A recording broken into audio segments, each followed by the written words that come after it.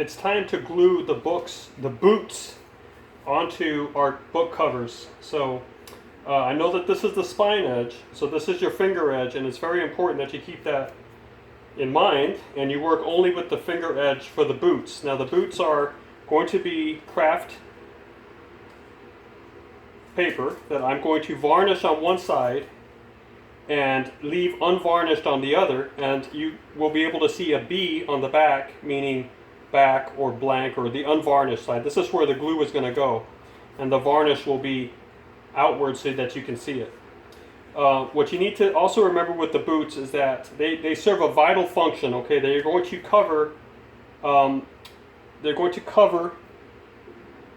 the problem of how the two edges, the two perpendicular edges, have their fabric showing or not showing. So sometimes the fabric might overlap. That's always bad. Are you going to meet it perfectly, but then there's a line it's going to fray? How do you deal with that junction right there of the two edges and their fabric inside the cover? And the boots solve that problem. So what you need to make sure that you do is that you always use the blank or the B side for the glue. And the boots will also have a long edge and a short edge, and then you have your pointed side edges there. You need to make sure that you can find that long edge versus the short edge. You can see that one is longer than the other. So the short edges are always going to be the ones that make initial contact with the outside covers. Outside front, outside back. You are going to make sure that that short edge is the line that is running at a 45-degree angle across the top of that corner of the outside cover. Leave the top longer, make sure that that top edge is the longer edge. Now, one thing that you have to just keep straight here as well is, your gluing surfaces. So make sure that if you're going to use, a glue stick or a brush or whatnot, that you know where the fresh glue is on that paper you are using to glue. And you can over glue this. It doesn't matter. Just leave the glue has to cover what that corner of the top fabric is going to touch here on the boot. Whoops, there comes my parakeet. So I know I have enough there, and you can leave those edges blank so that you have a nice place to hold it. Now what you want to do is you want to make sure that that line is nice and perpendicular across the corner, and as much as possible that there is a 90-degree angle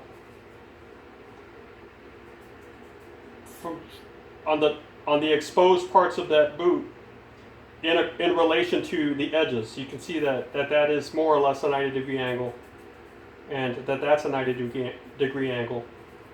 So that's done really well. Now again, I need to remember where my glue is because I don't want to put another boot there on top of fresh glue.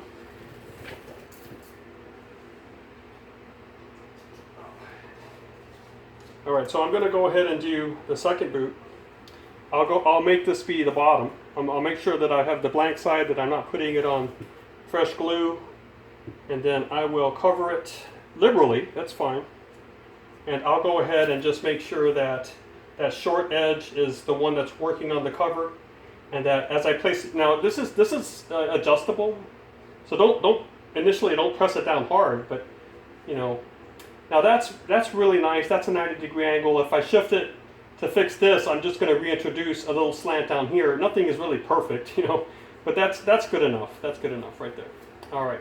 Now, the very next important part is that you keep these two covers together. You see how because when you flip it, you want to match up those boots to their partners. Now, this is your blank. I know where the glue is. I'm going to drop it down here on a fresh part of this waste paper. I'm applying my glue.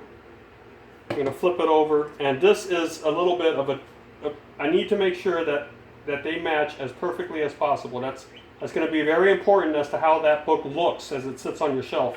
So I know that that's how you do it, and then all you need to do is put that last boot on. It was down here on the floor, thanks to my feathered friend Chico, after Chico Marx. Look. Here he is. Say hi to the camera, buddy. Huh? All right, get back to your hat. He likes to hang around on my hat. I'm going to go ahead and put the glue on the back there. I'm moving across my page again. Sometimes I'll fold it, my waste paper, just to make sure I'm never ever running the risk of putting new material or cover side material onto a wet glue, you know. And then apply that glue, pick it up from one of the angled corners, and go ahead and make sure that it matches up. There we go. And then really press it down. Now, at this point, the ones that we started with, they're really tacky now. You know, they're adhering well, but it's still worth going back and rubbing it in and making sure you really get a fine lay of the paper onto the fabric.